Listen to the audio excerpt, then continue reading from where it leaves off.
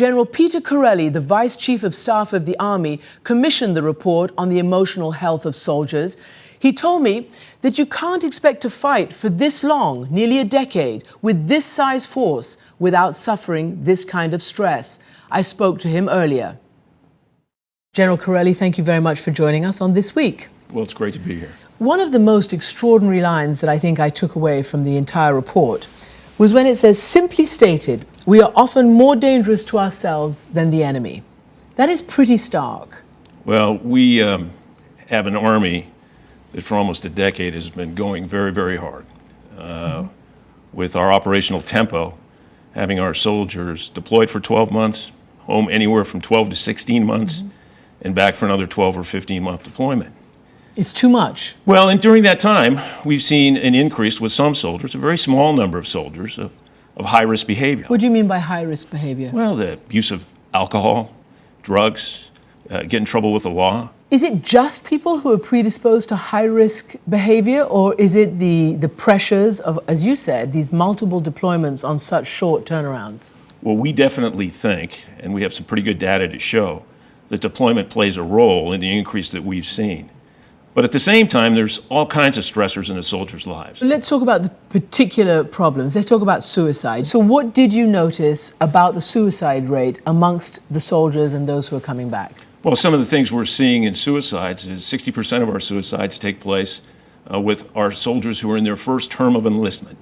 Normally it's 6 years, 60%. And most of those suicides are happening back home?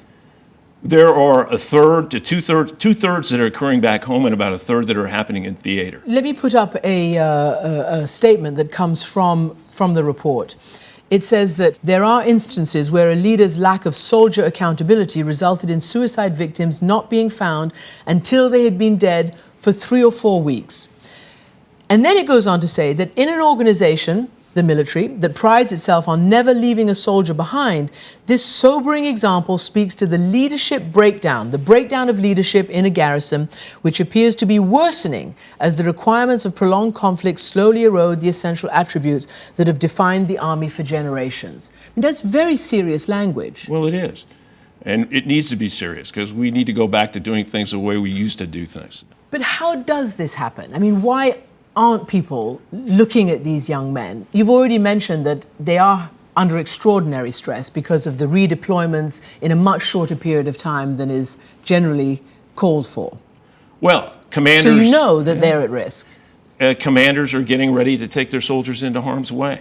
And let's say you have a soldier who has a minor problem with alcohol, gets stopped at a roadside spot check, and blows just over the legal limit, 6 weeks before deployment. Now, this soldier has been downrange with you, done just a fantastic job in his last deployment, and you're faced with either putting him into a drug and alcohol program or turning to the platoon sergeant and saying, listen, PFC Chiarelli's a good soldier. Let's do what we can. Let's forget this time. So no accountability? Well, I'm not saying no accountability. Repeat offenders? Well, that's how repeat offenders happen. He comes back from his next deployment, has a more serious issue with alcohol. No one knows about the first because the leadership has changed out or he's moved to another unit. And we have this problem. Can I ask you, because I want to sort of stop you when you say high-risk behavior. Obviously, some of it is because of high-risk behavior. But there are parents who've told us that it's not just about high-risk behavior. Their children were absolutely fine until they went to the front over and over again. One mother said that she's offended at how suicide victims are being stereotyped as reckless losers predisposed to engage in high-risk behavior. Her son didn't leave home that way. You know, do you think that all of these people are simply predisposed to high-risk behavior? Absolutely not. Absolutely not. What our soldiers are seeing downrange every day, human beings shouldn't see at times.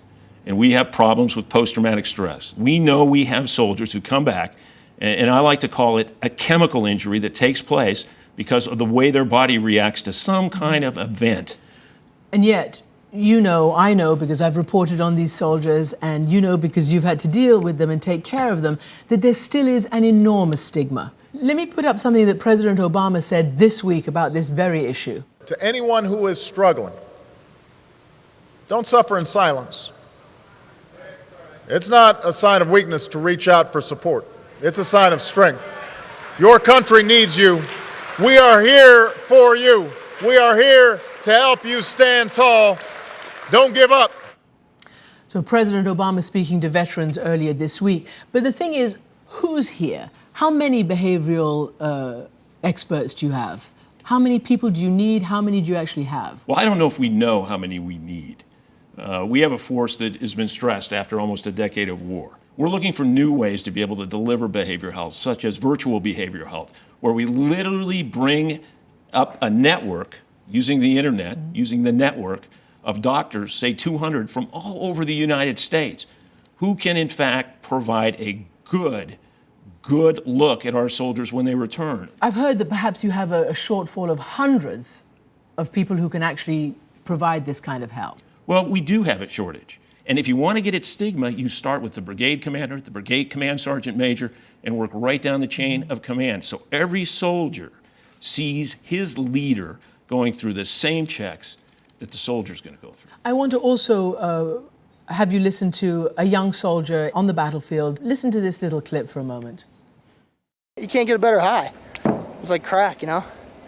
You can skydive or bungee jump or do, kayak, but once you've been shot at, you really can't come down. There's nothing, you can't top that. How are you going to go back to the civilian world then? I have no idea. There it is. Well, that's the kind of individual, if that individual needs that help, that we've got to convince to get that help. And we've got to get leadership to be attuned to those kind of reactions. What can leadership say to young soldiers, young servicemen and women who find themselves at the front and who have that reaction that there's no bigger high, that we cannot cope with civilian life once we come back? Leaders need to lead, to know their soldiers, to look for those signs that they see that PFC Chiarelli has changed. PFC Chiarelli is going out and maybe drinking a little bit too much, showing up for work late, whatever it might be. And just so that it's clear, it's not just suicides we're talking about. We're talking about crime, we're talking about rape, we're talking about addiction and dependence. And for instance, one of the statements in the report, as we continue to wage war on several fronts, data would suggest we're becoming more dependent on pharmaceuticals to sustain the force. In fact, anecdotal information suggests that the force is becoming increasingly dependent on both legal and illegal drugs. I mean, that's terrifying. That's a concern.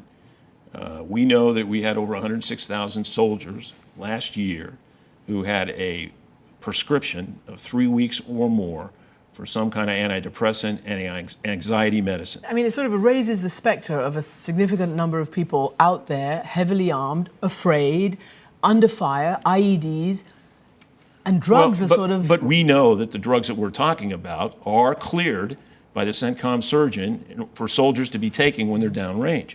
So we're not sending any soldier into harm's way who's taking a drug that we feel would somehow endanger him or others. So now the big picture. Obviously, you've got this human drama.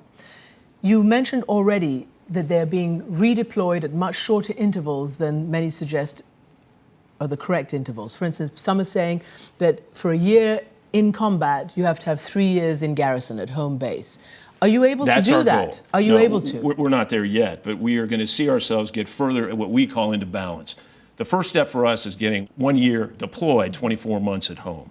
That's our first step. We would like to get to 1 to 3, which would be either 9 months deployed, 27 months back home, or 12 months deployed, 36 months back home.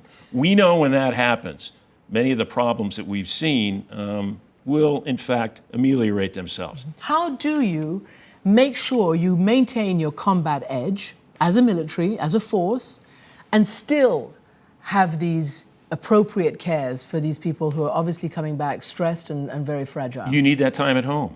A portion of those 106,000 soldiers that I told you were on some kind of pain medication, it has nothing to do with a behavioral health issue.